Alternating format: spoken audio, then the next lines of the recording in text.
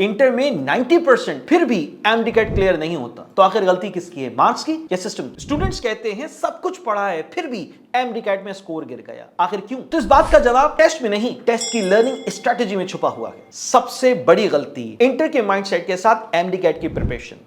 Inter में long answers, steps लिखने का वक्त और पार्शियल मार्क्स, जबकि एमडीकैट में 180 एमसीक्यूज, 180 मिनट्स। एक गलती बहुत बड़ा नुकसान। यहां लिखना नहीं, सोच समझकर फौरन फैसला करना होता है। इसीलिए मैं कहता हूं कि इंटर और एमडीकैट का लेवल बिल्कुल अलग है।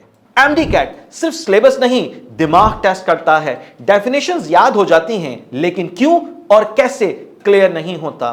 एमडीकैट के क्वेश्चंस सीधे नहीं होते, इसीलिए concept clarity, option elimination, time management और प्रेशर हैंडलिंग जैसे स्किल्स ग्रो करने होते हैं, जो कि इंटर में कभी भी टेस्ट नहीं होते। हर साल तकरीबन 1.5 लाख से ज्यादा स्टूडेंट्स एमडीकैट देते हैं और गवर्नमेंट की एमबीबीएस की सीट 7 से 8 हजार, यानी कि आपका अच्छा स्कोर भी कभी कभी काफी नहीं होता एडमिशन के लिए, क्योंकि कंपटीशन बहुत टफ होता है। एमसीक्यू गलत कर दिया और उसके बाद चले गए नेक्स्ट क्वेश्चन पर।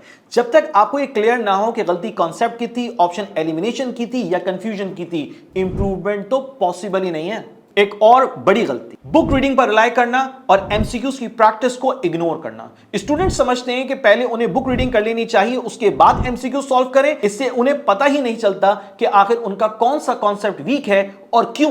एमसीक्यू की प्रैक्टिस आपकी लर्निंग स्ट्रेटेजी का हिस्सा होना चाहिए, रिवीजन नहीं। याद रखो, इंटर की परसेंटेज एक सपोर्ट है जिससे तुम्हारा कॉन्फिडेंस बढ़ता है, लेकिन एमडीकैट का स्कोर तुम्हारी अल्टीमेट सक्सेस है। अगर एमडीकैट को क्रैक करना है तो अपने पढ़ने के तरीके को बदलना ही होगा।